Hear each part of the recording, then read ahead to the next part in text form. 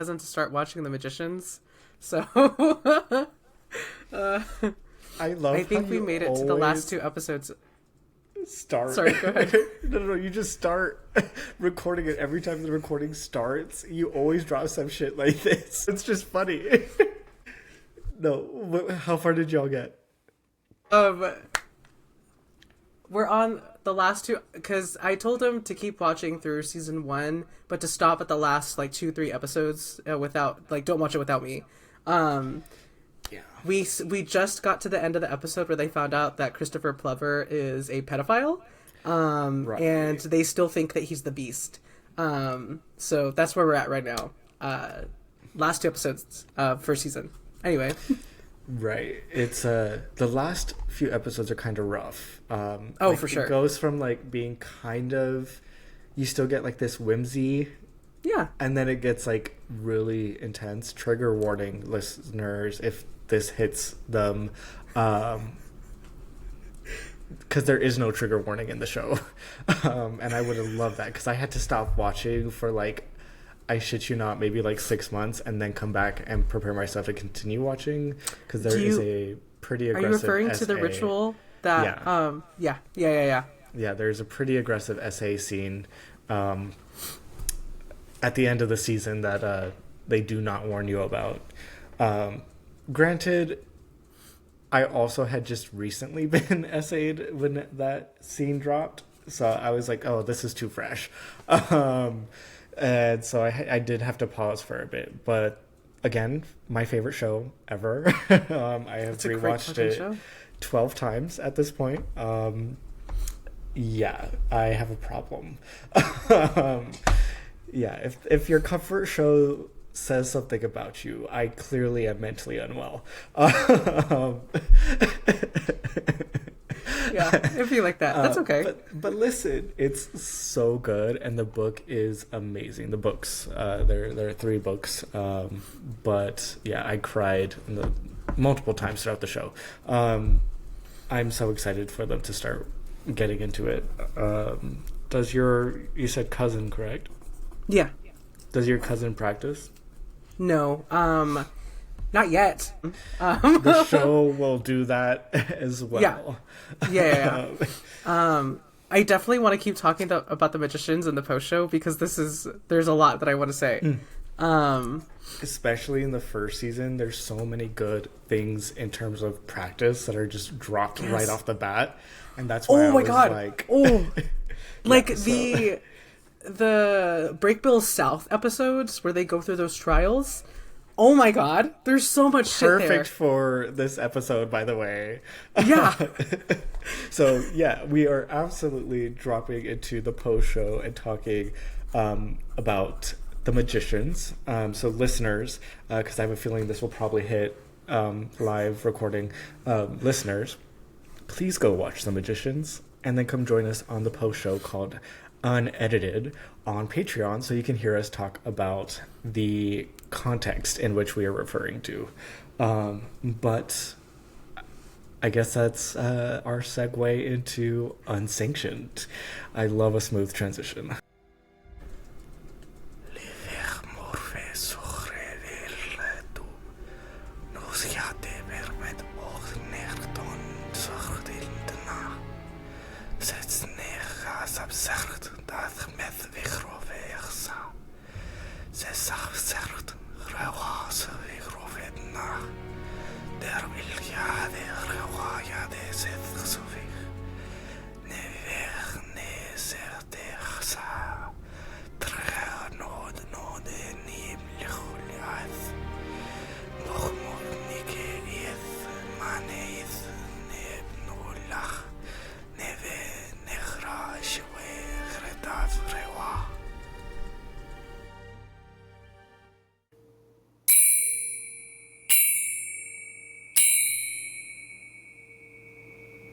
Welcome to the heretics and blasphemers, to the seekers of the unseen. You who have stepped beyond the borders of the conventional, we welcome you into the shadowed corridors of the occult and the profane. This is Unsanctioned, where the forbidden becomes knowledge and the boundaries are meant to be broken. In this first episode, we're peering into the gateway itself, an initiator of magic. We'll discuss what it means to step into the forbidden and why so many fear what lies beyond. But beware, what we share here is not for the faint of heart. We're diving into the profane and the unholy. If you're ready to challenge your beliefs and embrace the shadow, then stay with us. I'm Sebastian, the Sorcerer of Annihilation. You can find me on social media at Sebas_the_storm on Instagram, Threads, and TikTok, where I offer services like divination, spellwork, and sorcery for hire, or check out my tattoo page at sebas.tatt for occult and witchcraft-oriented tattoos and ritualized tattoos.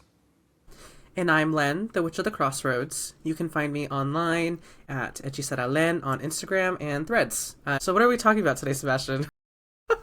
Today we're going to talk about rites of passage, we're going to talk about initiations, we're going to talk about thresholds.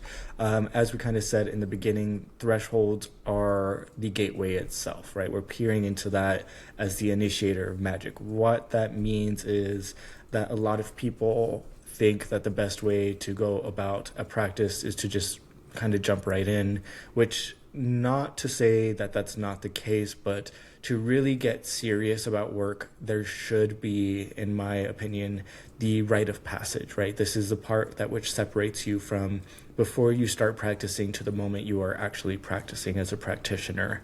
And this can look different for various people, but I think before we dive into thresholds, rites of passage, pacting with devils, selling your soul, writing your name in the book of the devil, all those wonderful things that come with practice, I think we need to step back a little bit and address what a rite of passage is, what is ritual in relevance to this, talk about its importance and its impacts outside of magic, and then make our way back to the practice and how that comes to us as practitioners and how we apply that, because there isn't really a huge separation. But I think before we dive in, I think it would be helpful for listeners to have a small definition, if you will, of what it is that a threshold, a ritual, a rite of passage is, in order to kind of understand why this is our first topic for our very first episode here at Unsanctioned, because this in and of itself is our threshold. This is our rite of passage. This is our ritual that you as a listener are joining us on, because after this episode ends, you will no longer be the same person you were before you started listening. So run away now if you want. Just kidding, it's too late for you. Now is the time to turn back. Yeah, so there are some different references that we'll be coming back to. As you could tell, listen, it's me and Len. We are actually very serious practitioners, but we are not very serious people. So the jokes make their way in a lot. With that being said, let's kind of talk about that rite of passage, right? So for those who don't know, I have a degree in design, but I also studied history, art history, and anthropology. So this is going to be the lens in which we kind of address some things. So stepping back, let's kind of talk about the concept of the portal, the threshold, the ritual, the rite of passage. So within that, we do see a anthropologist by the last name Mayer talk about thresholds, right? This is kind of where we get like our really big concepts of threshold, of liminality, of ritual, of rite of passage. And we see this referenced in multiple literature. And so basically, the phenomenon that is the rite of passage is kind of a way of the threshold concept acting as a portal, right? So this is something that we see. So if we look at a document, an article, which is free for you to access online, listeners, called The Threshold Concepts in Social Anthropology, Literature and Pedagogical Applications in a Bridging Project by Susan Wardell and Ella Robinson at the University of Otago. We see here that there is the concept of the state of liminality, right? And so we have a few concepts that must be understood to qualify as a threshold. And I quote from page 3, quote, Mayer and Land propose 5 qualities that concepts must have to qualify as threshold concepts. They must be bounded, integrative, recursive, transformative, and troublesome, end quote.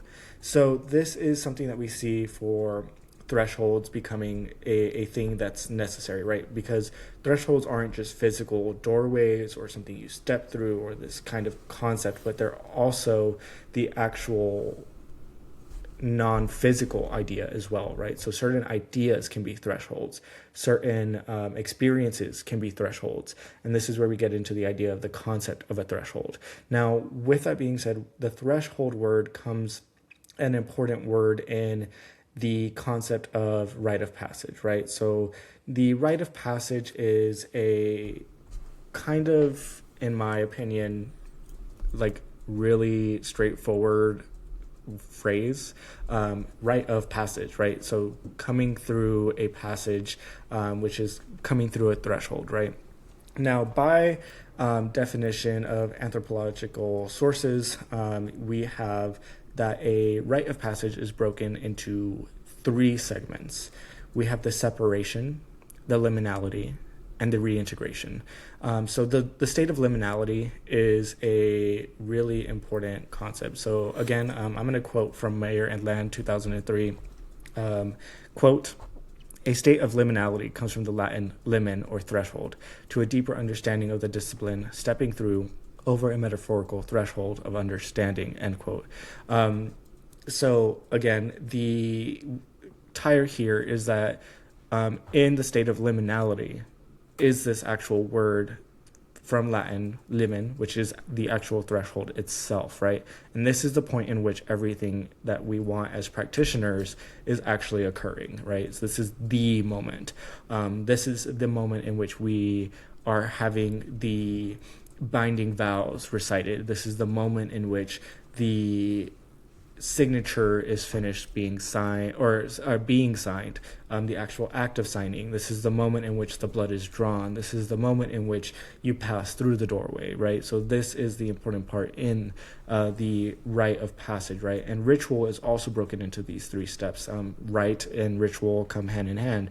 So that is like a really big point of reference here, is that if there aren't these 3 steps in the reference to the initiation of the practitioner, then it's not really a rite of passage, right? There isn't this ritual. There isn't this full concept that's actually being completed. It's half-assed, if you will.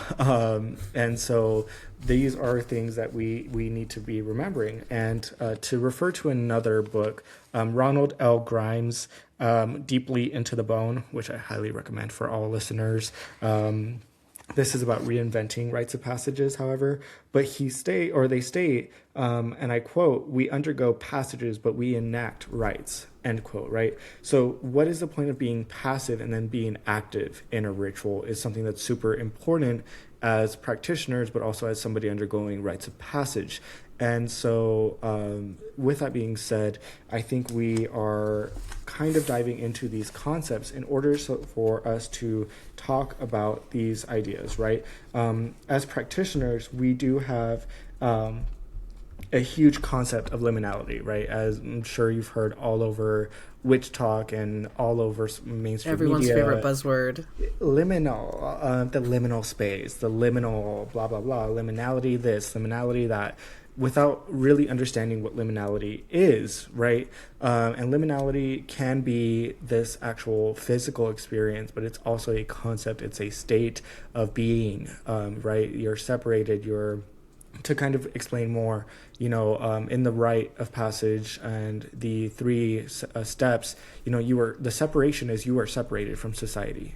You are separated from a group. You are separated from the self. And then you have the liminality. So you are neither what you were before or what you are going to become. So you are in this really state in which everything is possible. and at the same time, ironically, nothing is possible, right? Because it's all infinite. So you get both extremes at the exact same time. It's a really conducive state, and that's why it's so good for us as practitioners of using it within practice. Because if you can create that liminal space, then all things are possible, right? Which means your spell work is more likely to succeed in the liminal because of that. But I digress. And then in the reintegration, you have the part in which you come back to society, or you come back to the group, or you come back to the self, but you're no longer the person you were before, right? So now you're different. Now there's something changed. Now there is a state in which you can never go back to, and you are in a new state, something that is the result of the rite of passage. Again, in the Ronald L. Grimes book, I quote, "Liminality is not just a phase in an initiation rite, but any betwixt and between space in which cultural and ritual creativity are incubated. For Turner, it is specifically the middle or liminal phase that enables ritual to do the work of transformation," end quote. So that is like a really big thing, right? It kind of comes back to everything that we were saying in that regard, right? And with that being said, this ties back to ritual. And I think a lot of people really just feel like ritual is like, oh my God, I'm just going to do a bunch of random things and that's going to be ritual. Now, sometimes they may actually end up performing ritual, but at the same time, without those steps, it's really an interesting kind of just dramatization. Now, dramatization is important in ritual. That's something else that we can talk about, but I feel that there is that reference of those 3 steps that needs to be taken into account. What I tell my students is, listen, every ritual is a spell, but not every spell is a ritual, because not every spell will have those 3 steps, but every ritual is a spell because of the end result, the intention, and all those other aspects that make up spell work. Period. Go off, Queen. No, but like liminality is, it doesn't have to be that you, like, oftentimes we talk about going to a place, but it doesn't have to be going to, like, going to the crossroads to enact these rituals, enact this initiation. But sometimes you can exist in that liminal space just by living. So queerness, as an example, being queer, you are kind of in this liminal space. You are ostracized by society, at least here in the States. And I think that in and of itself is initiation into witchcraft. I do think that you have to be queer to practice witchcraft, because if you aren't, then why are you doing it? But that's neither here nor there. Yeah, that's all I have to say until we move on. Yeah. No, I have to agree, because if you were listeners listening to when I was talking about like the definitions and stuff like that, I was saying that like liminality and thresholds aren't just a physical threshold, right? They can be the state of being, they can be the state of mind, they can be the experience, right? And being queer is something that is by nature othered, right? Because that is kind of where we get the word for queer. This is where we get those words that were derogatory for a bit, because they were meant to be like, oh, well, that person's queer because they're separated, right, from society, right? Again, key point in steps of ritual and rite of passage and all these concepts is the separation, right? This is why throughout history, witches and other types of magical practitioners are seen as like on the outskirts of society, right? There's the separation necessary. And like queerness is a ritualized experience in a sense because of the separation, right? We have the reintegration of like, okay, even if we aren't accepted, you still have the experience for some people of coming out, right? And that is like the reintegration, right? So you have the queerness of like, okay, I'm queer, the liminality of like, I'm queer, but I haven't said anything or anything like that. But then you have the reintegration of actually being queer and coming out, or living as queer and having queer experiences, loving the person that you love, whoever that may be, regardless of gender or identity, is a queer experience, but also a rite of passage in and of itself. And the rites of passage for queer people are different than straight people, is something that also that needs to be addressed. Now, coming back to that, before we kind of come back to magic, is something that I do want to share, and it's something that I'm really big on because me and my professor were really big on this concept of like the importance of rite of passage, right? So we do see a drop in rites of passages nowadays, which is super detrimental to actually the psyche, which we are now seeing more and more. Now, I can assure you that you are experiencing the results of the lack of rite of passage, listener, because you also experienced the world shut down and end in 2020 with the pandemic. Now, with that being said, many people lost different rites of passages, birthdays, graduations, holidays, all these things that people typically experience, they did not. And as a result, people have lost a lot of different experiences that support the psyche. So the biggest one being the measurement of time. So if you've noticed, a lot of people cannot seem to catch up to the fact that it's 2026 at this point, almost. At the point of this dropping, it'll be New Year's Eve episode dropping. So you'll see a lot of people be like, oh my God, it still feels like 2020. It still feels like 2019. I can't believe it's 2026. Yeah, because we didn't have rites of passage. Rites of passage help integrate the psyche into the flow of time. And so without that, we see a lot of people having trouble keeping up with certain things. And we see this too with younger generations, especially those who are like in middle school, high school, who didn't get these experiences of graduation, of certain key components to their lives, of birthdays even. And these components are really important to supporting the psyche, especially a developing psyche. So again, do I think we can, as a practitioner, remediate this through, again, rites of passage?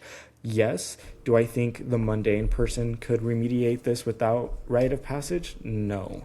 But that's just my own personal opinion. But that is something that we are seeing rise within the concept of anthropology and even psychology.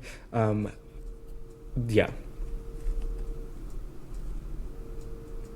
I don't know about y'all, but I experienced that for sure. Yeah, so that's definitely something to take into account. Did you have any experience like that, Len, with the world ending?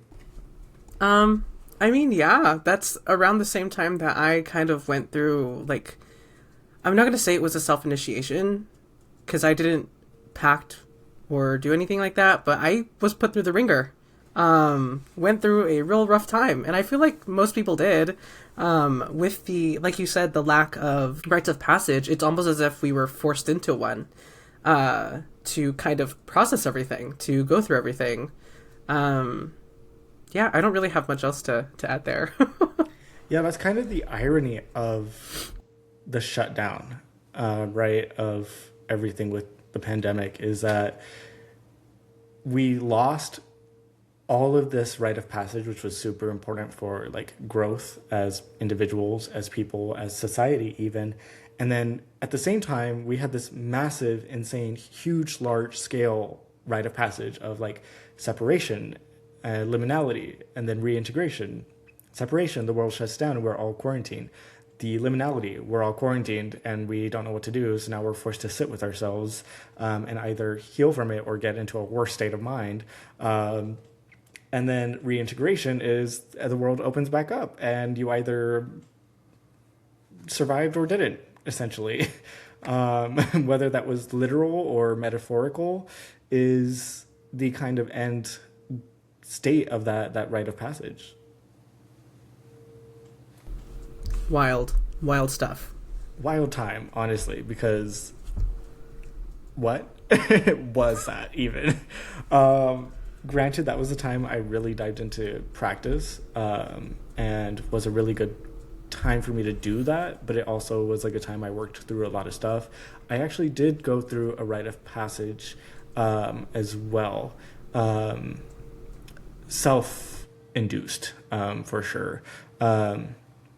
Which we can get into that later.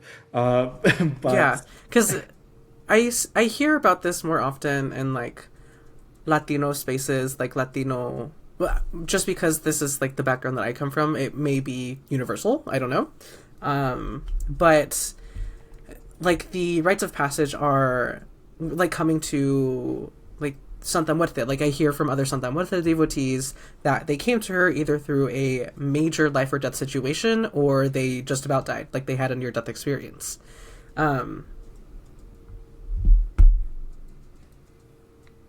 Jesus girl, Christ, from the I was moment going somewhere. born. I thought Yeah, were we going found down that the out in right- the Tonali reading. Yeah. um, with that being the reference, I thought we were going down the right of like quinceañera. But Oh, no. yes, life No, or no. death, Santa Muerte, 1,000%. Yeah. Yeah. Yeah, no, 1,000%. I'd have to agree because I've almost died more times than I can count. And instead of it being like one specific one, she was just kind of like, hey, look, I've been here the entire time because you almost died when you were born, and then you almost died here, and then you almost died here, and then you almost died here. And listen, we can't keep doing this. So she's just kind of been around the entire time. But I do know other practitioners too who are like, yeah, they definitely went through something severe. And I think too, it's not even just physical life or death. I think also super extreme endings of lives, like super hard endings to maybe certain abusive relationships, certain kind of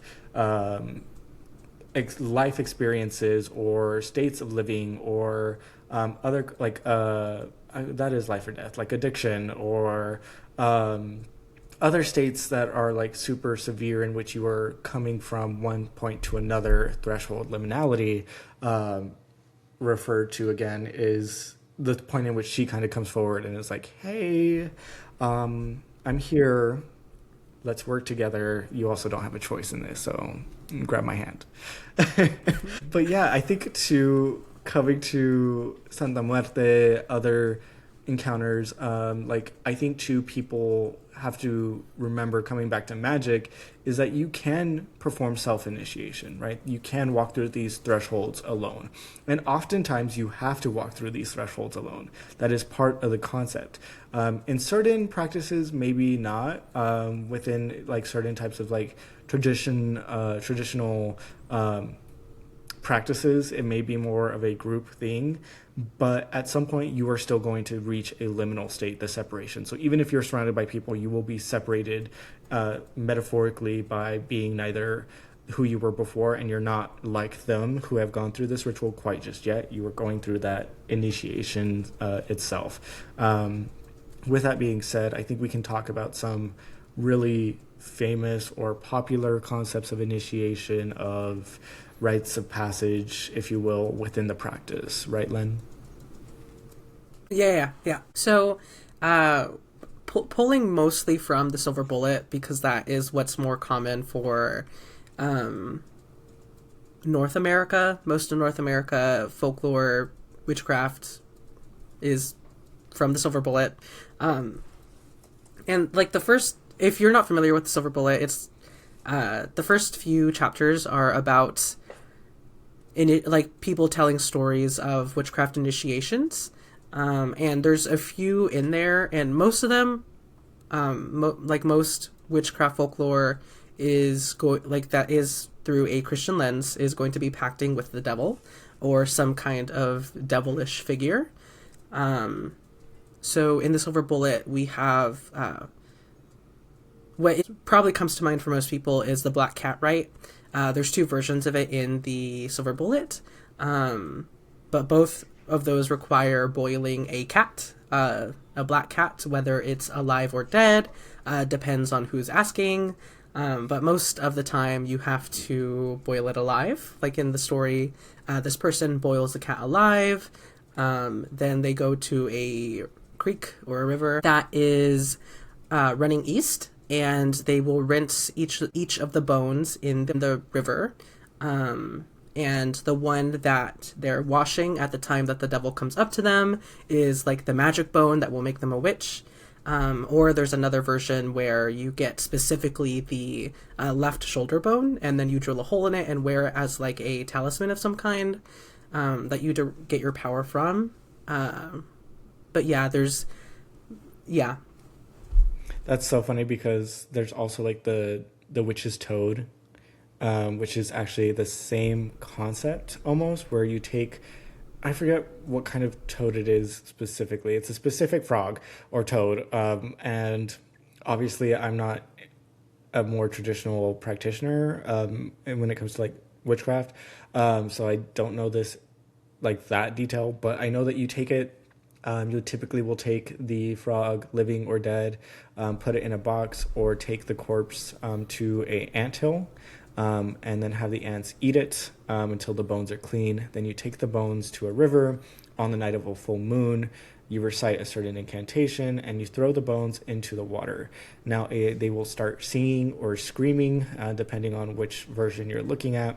And then you have to find the one that is screaming, and it'll likely be spinning, and it'll try to get away from you. So now you have to chase the bone, because this is the one that has all the magic. And when you do, you're likely to see a man in shadow or the devil himself come to you, and that's when the pacts are made.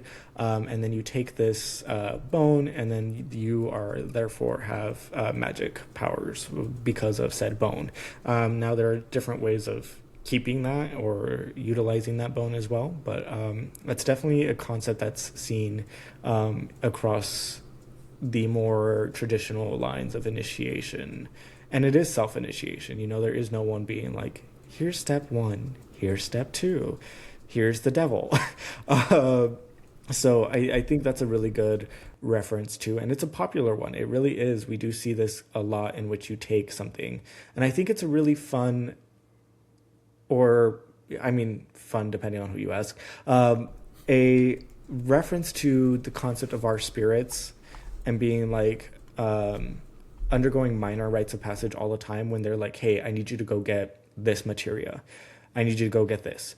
And then you're like, why? And they were like, well, the journey itself was what needed to happen, right? Because on that journey, you made certain realizations, or you put one and one together, or you had a certain type of experience on the journey of gathering this materia, even if it was just going to the botanica down the street, even if it wasn't something you're aware of, to your spirits, there was a change that occurred, and that was what they needed, right? They don't even actually need the material you went to go get. They just needed you to undergo that experience, right? And so for this, it's kind of similar in the sense of like the experience of finding the toad, taking the toad to the anthill, going to the river, blah, blah, blah, blah, blah. All these things are part of the initiation itself. Is like a really cool reference to like how your spirits can actually work sometimes.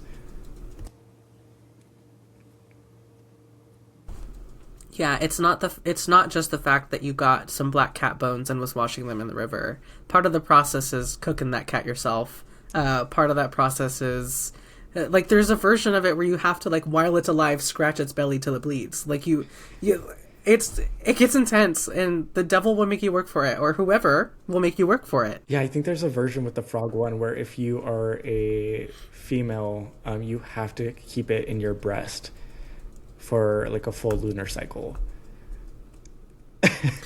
That's so strange. That reminds me of like learning how to use like copaleros and stuff like that, where there's like a feminine and a masculine one. So the masculine one can be buried for 24 hours, but the feminine one has to be for a whole lunar cycle, specifically because it's a woman or whatever. I don't know.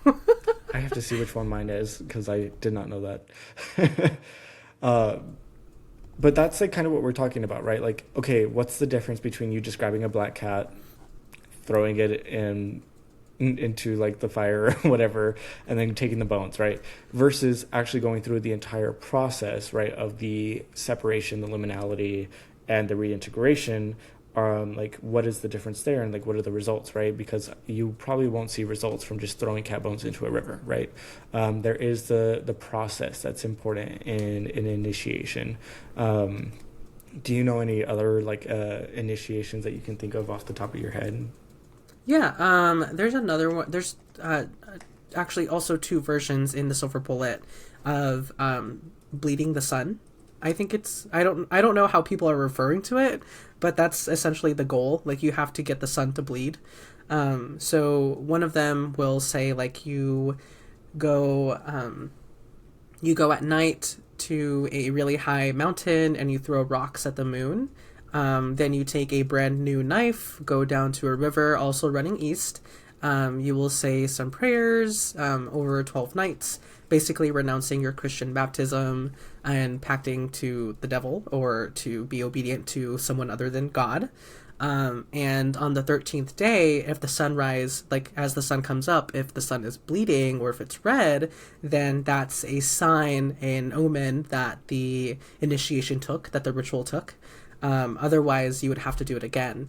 In the second version, it's with a gun. So the guy is shooting bullets at the moon, hoping to get the sun to bleed. There's a more elaborate process to that. Like his initiation was much more elaborate, but that's just what I can remember off the top of my head. It actually took him 3 tries to get it done because every time it had to be completed, like the final day had to be Friday the 13th. And the first 2 times it didn't take, the sun didn't bleed, and then the third time the sun bled, and he's like, well, I'm a witch now, and I think he got an imp or something at the end. I don't remember. The granting of the familiar, absolutely.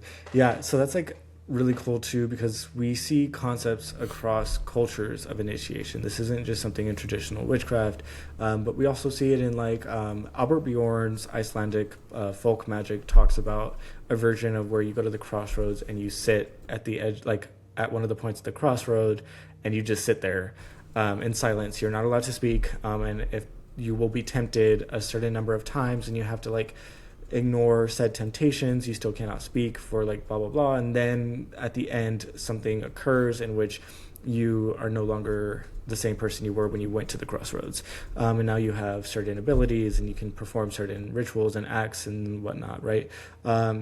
We see that within various cultures as well. For example, in Taoist practice, there are the thunder rites, and you can actually perform self-initiation in thunder rites, but it does take like 30 days. It takes a certain amount of time. There's a whole process. There is the concept of using a food talisman. So there's like the thunder rites food talisman that you can use, and there's like a glyph, and like you have to draw the glyph in a certain way, and then you have to do for 8 consecutive days, commit to 108 recitations of the Vadrapani mantra to attune yourself to that divine pillar of power, which is like the thunder magic concept.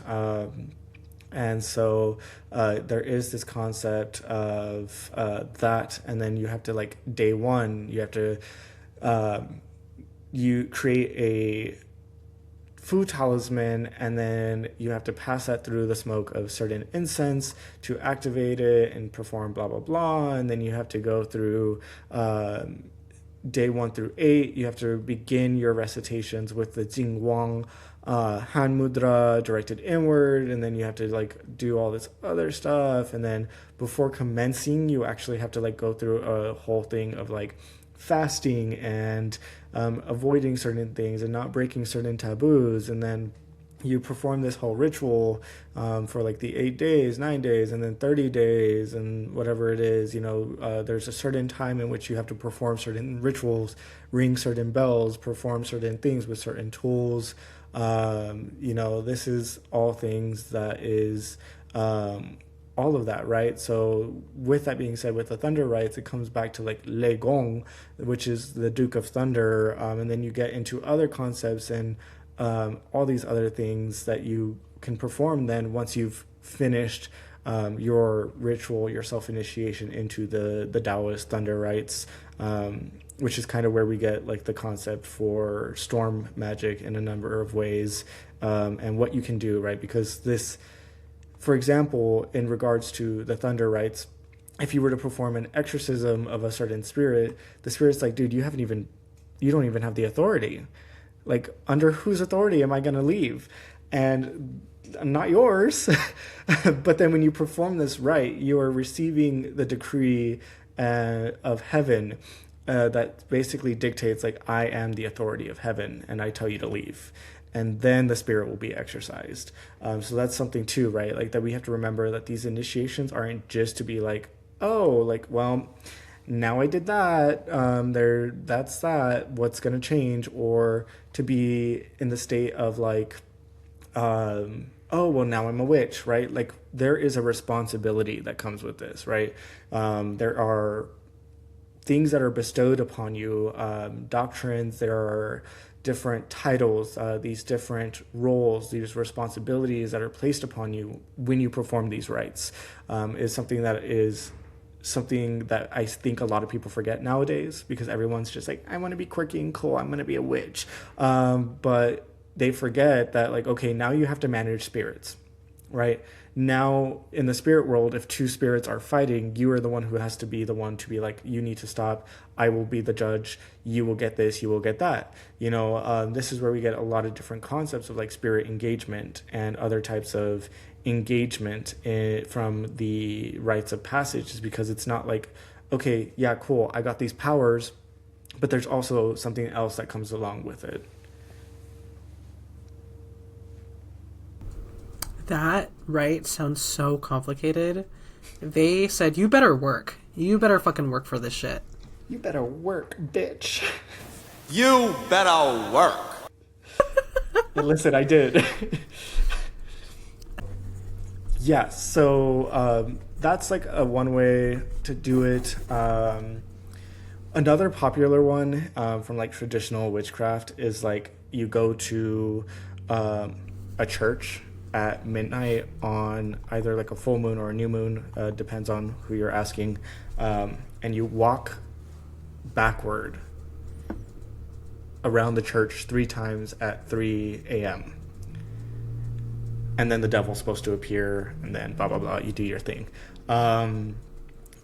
Even better if you can do it with a church that has bells that ring at that time, supposedly. To really be like, okay, the bells call the devil instead of God.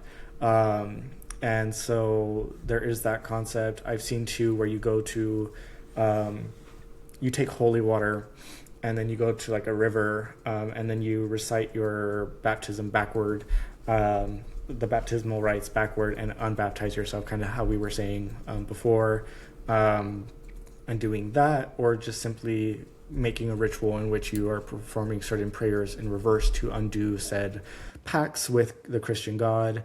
And then there was another one, of course, the classic, Len Crossroads, or railroad tracks, in which you go meet the devil. Emphasis here is like in traditional witchcraft, because the devil is in witchcraft, is that you go meet the devil. Right. But you can also see it in other references to in other cultures of like meeting a crossroads spirit. Like really that's what's happening, is you're meeting a crossroads spirit, and the devil is a crossroads spirit. And this is like a really key component, and like, okay, well, what defines a crossroad as a crossroad, right? A church is a crossroads, a river is a crossroads, a railroad track is a crossroads, an actual 4-way street is a crossroads, your gas station down the street is a crossroads at 3 a.m. when the vibe feels really crazy.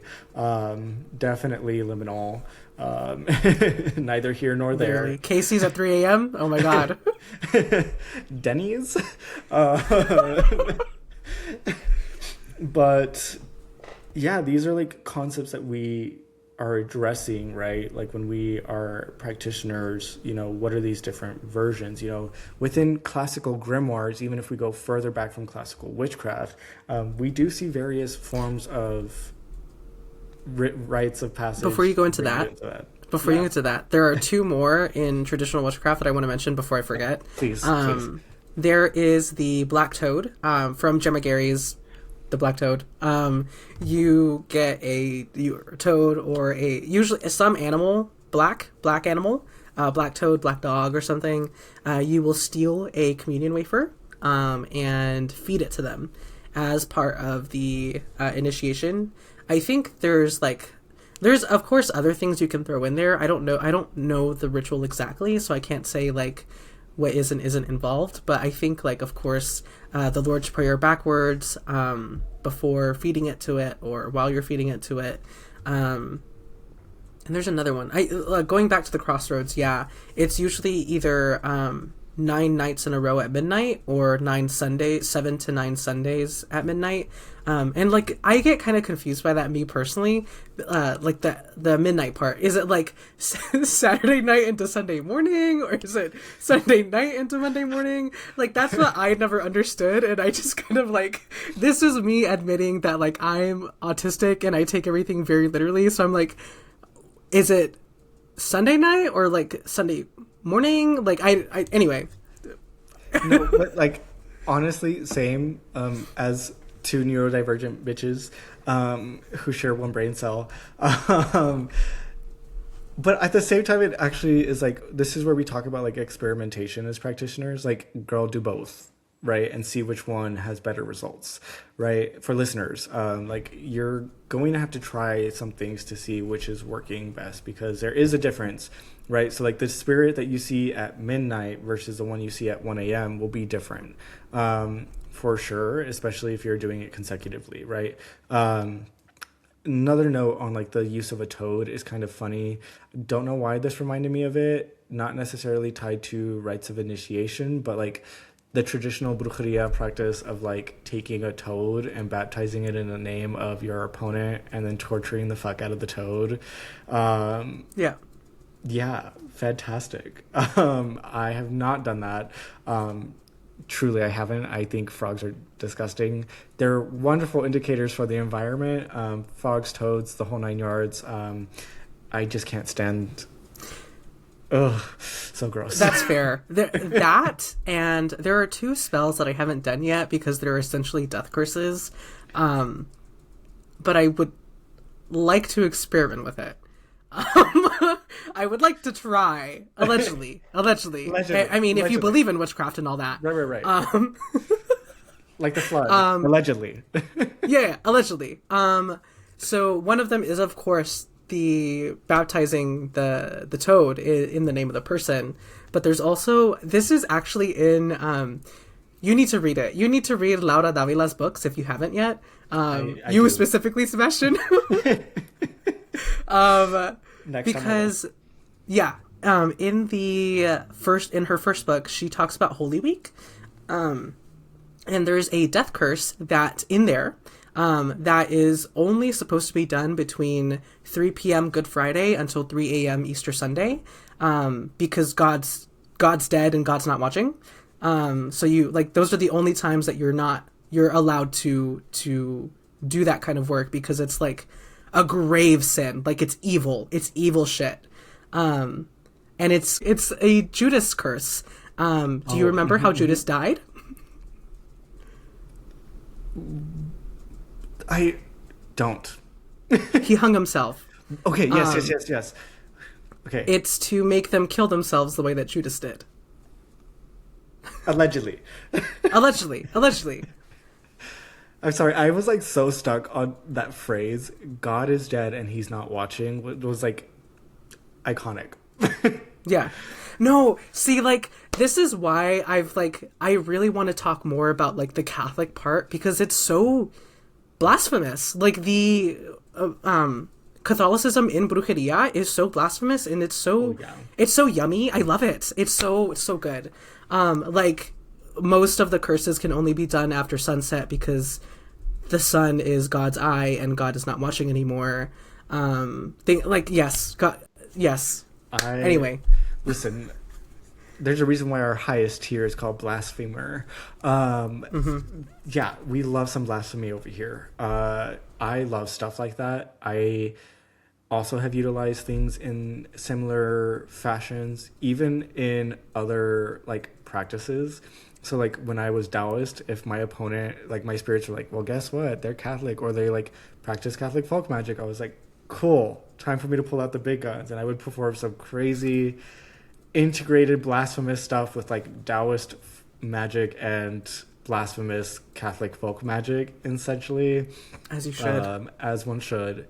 Or taking like, if I was like working with Anubis, right, and then like doing certain things within that, lens was chef's kiss.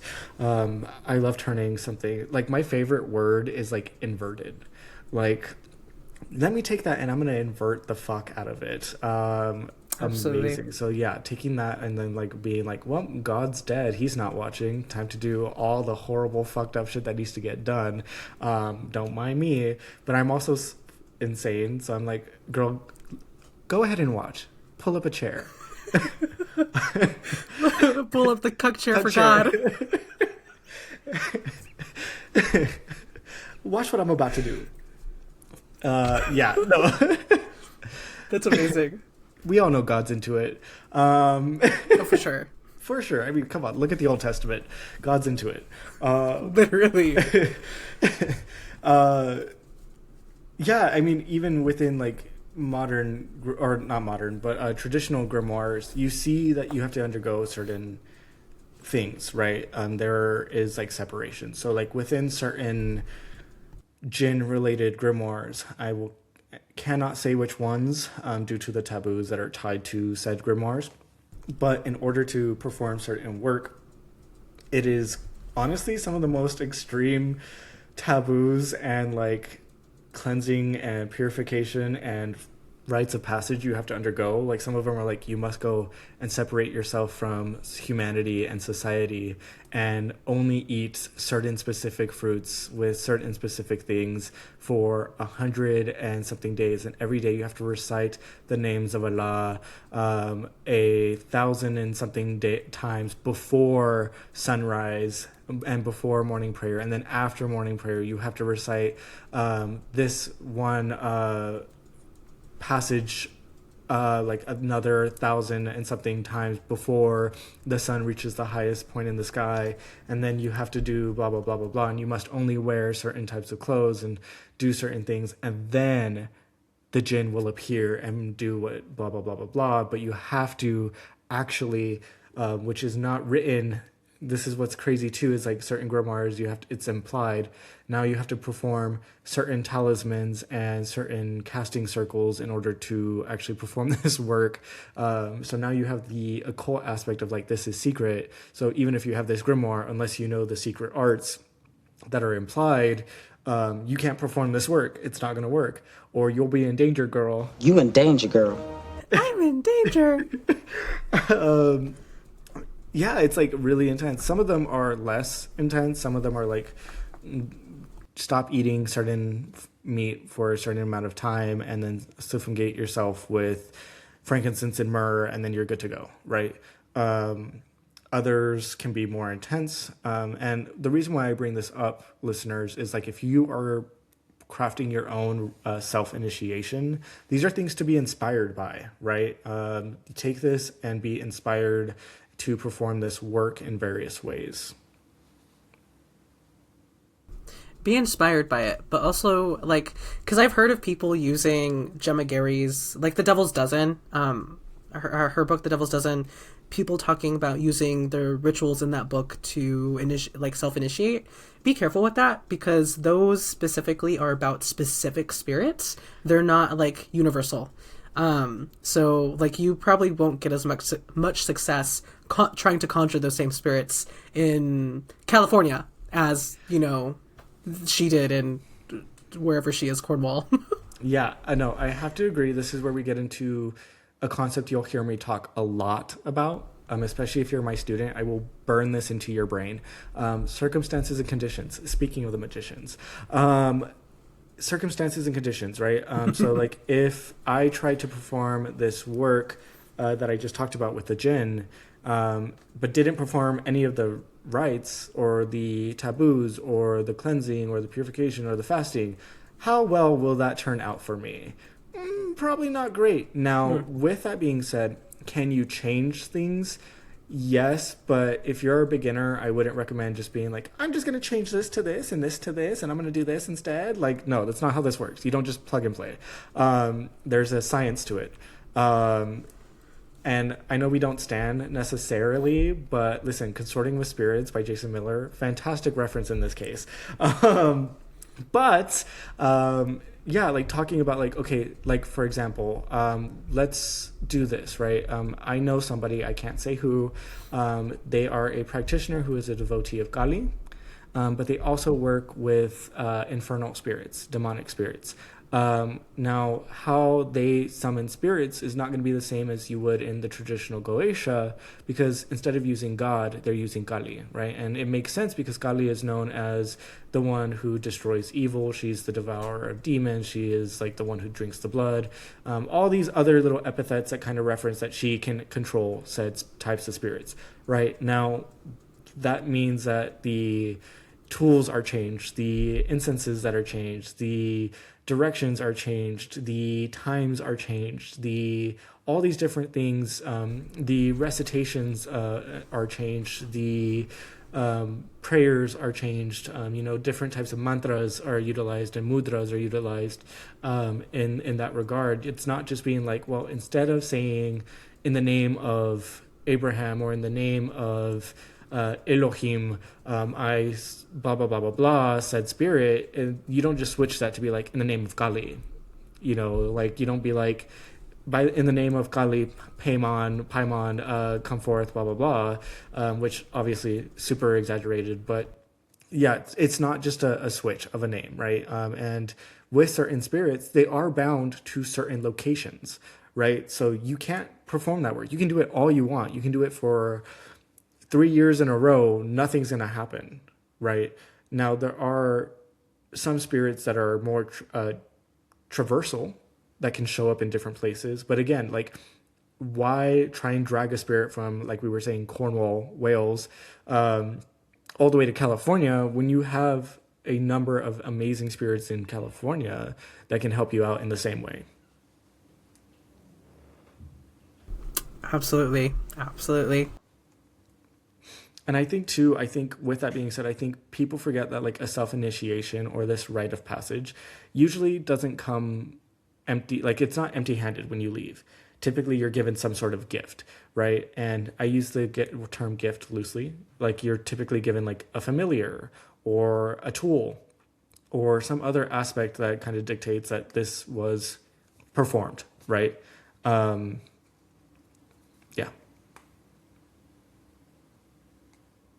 The omen of like confirmation, basically, that it yeah. What rites of passage have you gone through, Len? Listen. I almost mentioned it earlier. You know what? I think I might. So my meeting Santa Muerte, like it was very going through a rough time. 2020, everyone was going through a rough time. We were all going through it. I didn't self-initiate. I was just kind of, as I was dealing with things, I was in dangerous situations constantly. And it got to the point where I don't want to say like I had a near-death experience, because that's not exactly what happened. I was pushed to a point of making a life or death decision, and Santa Muerte was like, hey, don't do that. How about we do this instead? And I kind of I got really sick at that point, actually. Like, I was really sick, and when I felt like I got better, I felt like the world, like, my perception of the world was completely different. I kind of was born again, a new person. And that's when I started praying to Santa Muerte consistently. Not consistently. That's not true. I started praying to her, not really sure where to go from there. It was rough. I had no guidance whatsoever. I was just kind of trying to figure it out as I went. And then, yeah, things went from there. I met the people that I like my mentor Flo, who will eventually be on here. Yeah. No, that's such a good point, and something I wanted to bring up, and then I forgot because I didn't write it down. Thank you, ADHD. The concept of like sickness and altered states is like so important. So like for me, I always warn people like, hey, you probably will get like really sick right after, and then you're gonna get really like you're gonna get better, and it's gonna be crazy because there's gonna be something that feels different because you are different, right? And basically it is the death of the old self, right? We must ritually die and be reborn over and over again as practitioners, and that's not even just for like Santa Muerte practitioners, but especially for us. We die constantly, and every chance is a chance to die. Kill yourself, but don't really. So what I'm getting with that is like, yeah, no, like some people will get scared, and there is that concept, right? Like not everyone's meant to be doing this. So some people will get so scared that they're like, no, I can't do this, and then they dip, right? And that's always like to thin the herd. Not everyone is meant to be doing this, and some people think certain types of initiations are just whimsical little things that they can do for fun, and then they die. The sickness part is so real, and then altered states as well, like the use of certain materia to change the state of your mind during these rituals. Is something that I've utilized before. So I love mushrooms. We love them. We love the little angels. Yes, and they love me to an extent. But what I'm saying is like I've used them for self-initiation in a ritual in which I performed this work at a certain time, and part of the work was the liminality, the separation being like taking a certain type of crystal blade and sliding that across my throat, so that way it represents the removal of my ego, the removal of self, and I was separated. And then through the altered state, I went through a journey into the other world, the spirit world. Whole lot of shit happens there. I come back to my body, and I am back to a more normal state of mind. And then I check my phone, and my phone is blowing up with news that a certain star went supernova and exploded. And this star was actually located at the zenith, I can never say that word, the highest point above my house. And it happened to explode at the exact moment in which my ritual occurred. So it was like a good omen of like, okay, well, look, listen, a whole star exploded at the exact same time. So do you need a bigger omen that this actually worked?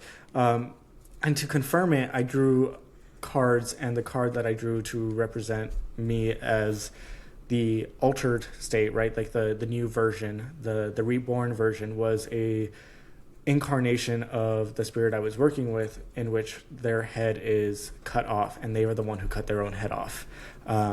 And so, yeah, it was like confirmation after confirmation that this self-initiation worked. And I've gone through a number of different initiations. I think for me, there were moments, past tense, in which my spirits and my ancestors were like, okay, we're going to go down this route. You need to self-initiate for this. We're going to go down this route. You need to self-initiate for this. But I also grew up Catholic, so I went through those initiations of catechism, of baptism, of communion, all those things. Been there, done that. Did you go through confirmation as well? Yes. Okay. That is where I get my name. Okay, cool. I didn't. I think I only got through the first communion. I remember, because at that point, we don't have to go into that right now. Go on, I'm sorry. No, I mean, I think it's a fun little fact. So, like, for our listeners, I go by Sebastian. It's my little fuck you to the church. And speaking of blasphemous acts, during my confirmation, for those who don't know, you have to pick like a saint, and technically, you're supposed to be referred to by the saint as your name from that point forward. They don't do that though. Anyway, I took that very seriously because neurodivergent. And so I was like, I need to take this seriously. Let me pick a good name. And I had already been over the church. I was like, fuck this, fuck you, fuck everyone, fuck this building, and everyone in it.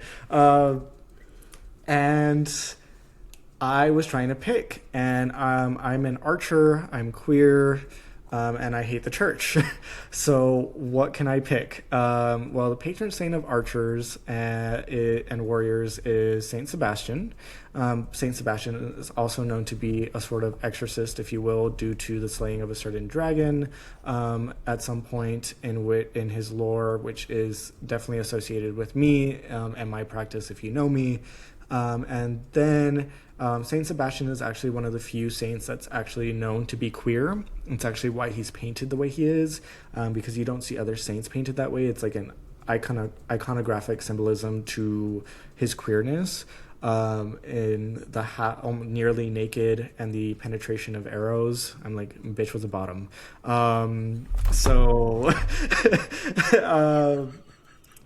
Yeah. Yeah. And then my favorite villain in my favorite book series was named Sebastian, and there was a quote he said, "If I cannot reach heaven, then I will raise hell," which was perfect for me because I was the perfect little Catholic boy who literally was going to go be a priest. And then I was like, the church is treating me like shit. The people are treating me like shit. Where the fuck is God? Fine, then I'll raise hell and summon demons instead. And yeah, so that's where we get Sebastian from. I feel like that's a universal thing for people that grew up Catholic, who are queer, who are now witches.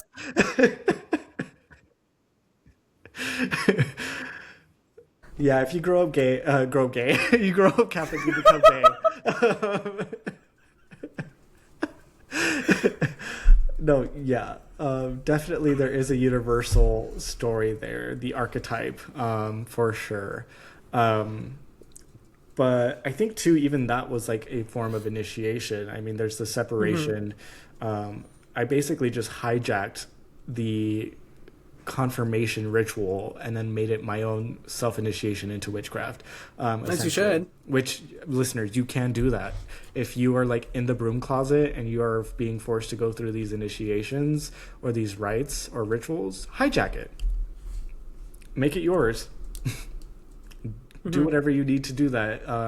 You could always sneak into the church and hide certain things in certain places beforehand, or have certain sigils that you cast in certain places beforehand, or, you know, take a piece of chalk or selenite and go outside the church and do certain things, or take salt that you've damned in certain ways and then take it and spread it across the land of the church and deconsecrate the church, and make it no longer hallowed ground and destroy the holiness of the church.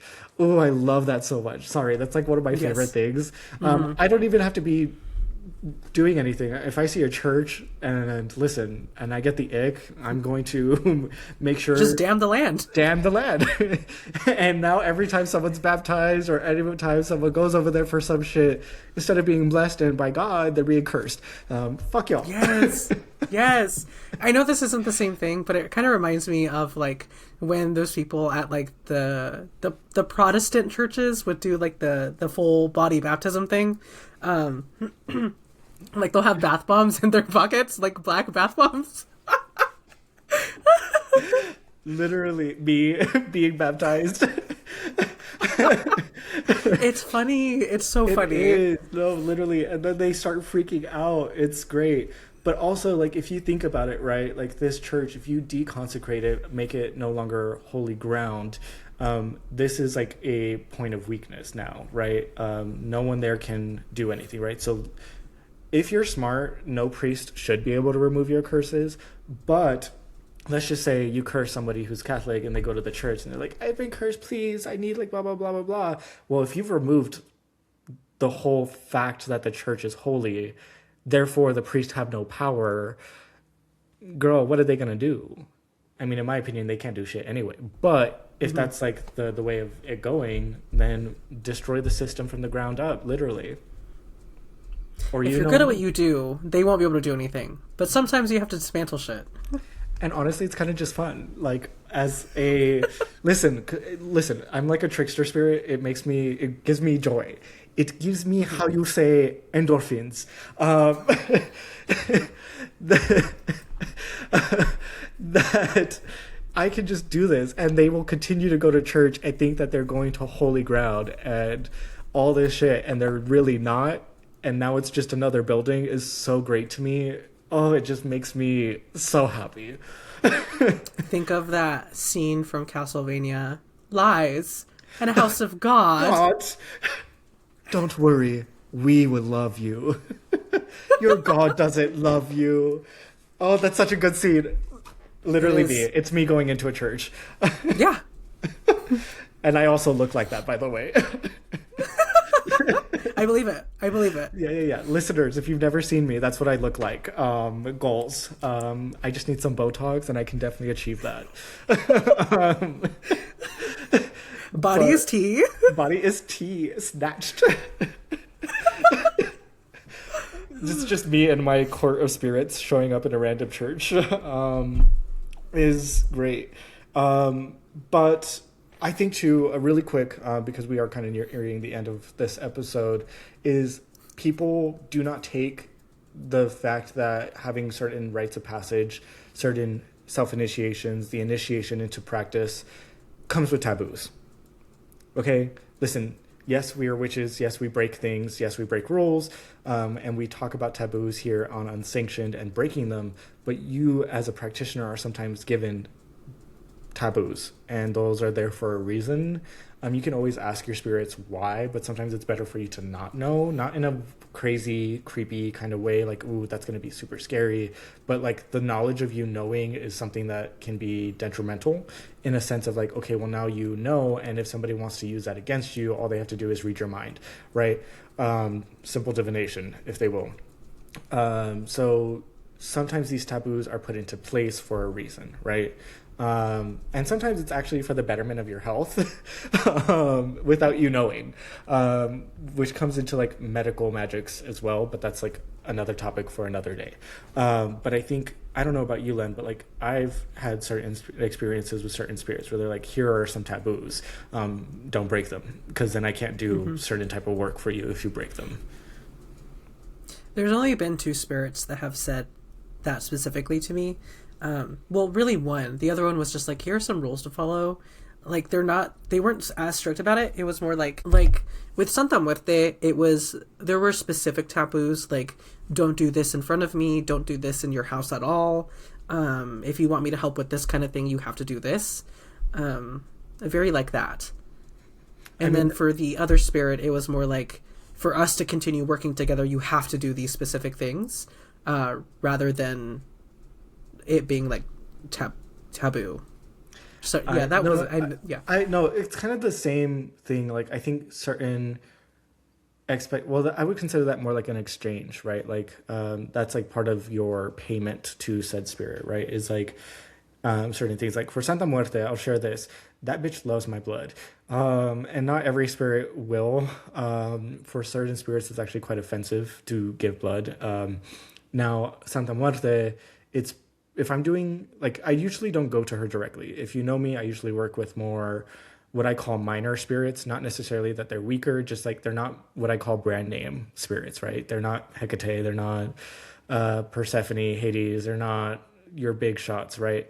And so if I do go to Santa Muerte and it's something really, really big, she's going to call for blood. And she will call for that as payment. And if I forget, because I have ADHD, usually within 30 minutes to an hour, max 2 hours, I will have an accident and accidentally cut myself or start bleeding randomly. Like I literally will look down and suddenly my like hand is bleeding and there's not even a cut. It's just like my blood's being drawn. And then I'll be like, oh, fuck. And I have to run back to the altar. And I'm like, oh, here you go. I'm sorry. I forgot. Usually, though, I am pretty good about drawing it at the altar. But that is something, too. Like, for example, there's certain lore around, like, duendes. Like, not all area. It depends on what area you're, like, in. But certain areas consider, like, duendes, like, they will clean your house and keep it spotless and clean and well protected. But the second you acknowledge them, they will stop. Because part of the pact, part of the taboo is that you cannot acknowledge them as being there. That's interesting. I haven't heard that one before. I did know that, like, you have to feed them. Like, you have to feed them daily. Every meal that you have to give them a little piece of it. If you don't, then they'll stop. Like, they'll stop helping you. That's what I've heard. I'm pretty sure there's also, like, in the blood comes up in the creation of Alushis specifically, which is more from, like, the Maya tradition. Like, there's a long, lengthy process that you have to follow to create them, and it starts, like, a few weeks before. I think it ends on Good Friday. I don't remember. One of those. Anyway.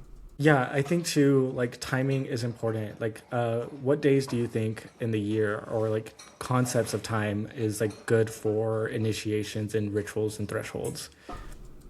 Accidental segue, I guess. Yeah. I love a smooth transition. So in folklore, we see like All Hallows Eve being a big day.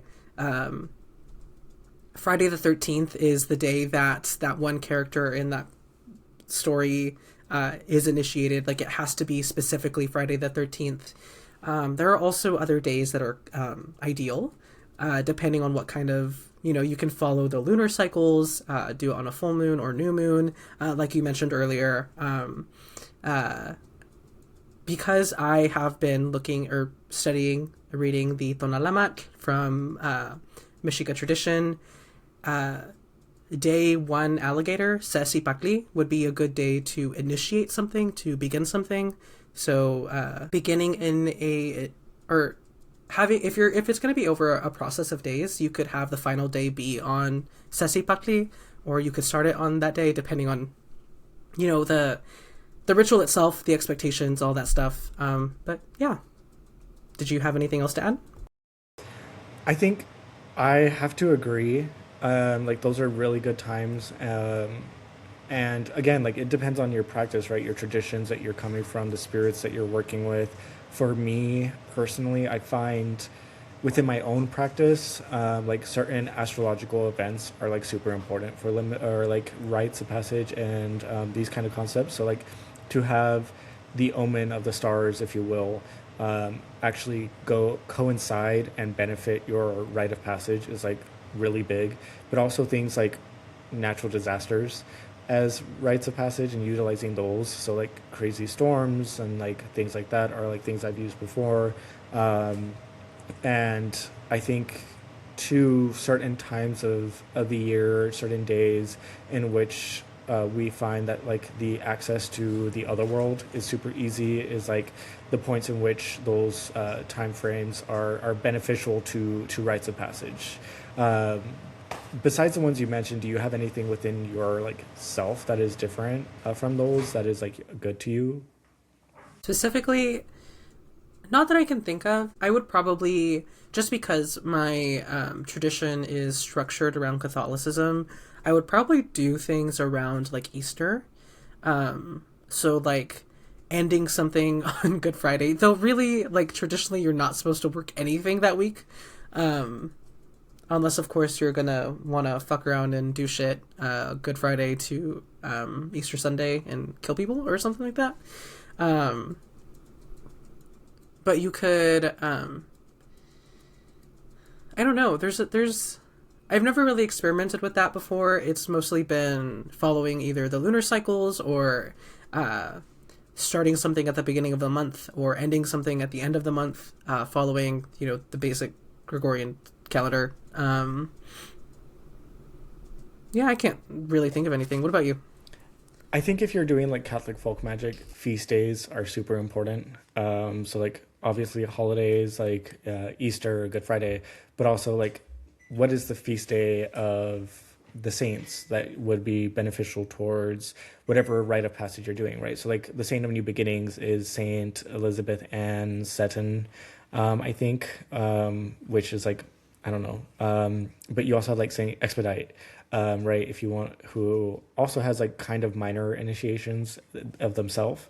I think you could also do, my spirits are saying a number of different names that actually you could do any of the four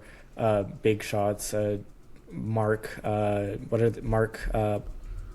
my God. The John, Gospels? Matthew, Mark, Luke, and John? The Gospels, for some reason, my spirits are saying those four specifically would be like good for like a really big one in which you do one for each of the four, almost like the four directions, and utilizing that. My spirits are talking. So sometimes it's hard for me to keep up with what they're saying. But yeah, utilizing something like that for our Catholic folk listeners would be something that you could definitely do for sure. Saints as well. Honestly, they kind of just dropped that into my head hard as Yeah, well. but I feel like going back to, you mentioned Saint Expedite. I feel like Saint Expedite is one of those big shot saints, like because there's like a whole. I know there are connotations around the word cult, but like there's a cult surrounding Saint Expedite, just the way that there is Santa Muerte, or like the way that people engage with Saint Jude or things like that. So yeah, they're feast days for sure. They have a brand deal. I can imagine. Yeah, they are brand name saints for sure. Saint Expedite is definitely one of them. Saint Christopher could also be one. Oh, for sure. Yeah.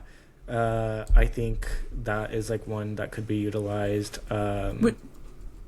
Which is so interesting because like the church has like, not that they've removed the canonization altogether, but they're like, we don't have enough evidence to prove that this guy was real, but like we're not going to tell you not to venerate him anymore, because like miracles have been attributed to him, so they can't deny it. And they're like, well, this is a random spirit, but listen, we're gonna have to just go with it. Okay, we have to keep faith. Actually, fun fact to listeners: a lot of your saints in Catholic practice are actually not real people. They never were. Which was crazy when I found that out. A number of them are, obviously, but... Isn't Cyprian one of them? Cyprian is a weird one, because there are accounts of Cyprian, but technically we also don't have accounts of it being like, yeah, that's the Cyprian that was talked about, like that's the Cyprian that became a saint. There is Cyprian references, but we don't know that that's the Cyprian that was talked about in like the historical context, because like historically it's technically not real. Like technically Cyprian didn't exist. There was a dude who could have been Cyprian at the time, but it's like so wishy-washy that basically Cyprian didn't exist, and he is like one of those spirit or saints that like technically wasn't a person but is canonized as a saint, which is funny considering his role. And the fact that he was like a diabolic sorcerer beforehand. But also Saint Cyprian has his own rites of passage. I think Saint Cyprian's like, hey, don't forget about me. Whole practice centered around him. He said, bitch, really? I'm right here. I'm in the room. So I think that's something to remember as well. In terms of like folk magic, if you're hearing some crazy sound, the pup is playing with his rope and he likes to whip it back and forth so hard that we think he gives himself concussions. Not really, because he's a blue healer, because they're indestructible, but it's kind of scary how hard he hits himself with it. But yeah, so like those saints for sure. Certain spirits too will call for different things. So like river spirits will be like, get in the water. Get in the water. So like they'll be like, no, it's not enough that you're on the shore of the river. I need you to get in here. And I'm like, are you sure? And they're like, get in the water. No, thank you. It's fucking cold. We digress. I think we're at the... That's been an episode. Thank you for joining. Next week, we'll explore and discuss crossroads, their importance and significance in practice, and learn a little more about Len, our co-host. Don't forget to join us over on Patreon at patreon.com/unsanctioned, capital UNS for unsanctioned, where we have 3 tiers for you to embark upon: the heretic, the malefactor, and the blasphemer. At the heretic tier, for $3 a month, you get access to the after show called Unedited, monthly forecast general readings from both of us, a Q&A answered on air, and access to spellwork PDFs. At $8 a month at the Malefactor tier, you get everything from the Heretic tier and access to our Discord server, group spellwork from Len, and your name read in the credits of the show. At the Blasphemer tier, for $13 a month, you get everything from the first 2 tiers, plus group spell work from Sebastian, yours truly, a small merch item sent to you directly, and access to a once-a-month live audience in Riverside. And at this time, we would like to thank our Patreon supporters at the Blasphemer tier by name. Pablo Rodriguez, thank you for your support and walking with us on the path less traveled. And we want to hear from you. Share your stories of crossing thresholds, encounters with spirits, or your own forbidden rituals. You can find us on Instagram and TikTok at Unsanctioned Podcast, or email us directly at podcastunsanctioned@gmail.com. Remember, what's considered taboo is often where strength and power lies. Stay unbound, stay unsanctioned. Until next time, walk boldly into the shadows. And let the forbidden be your guide.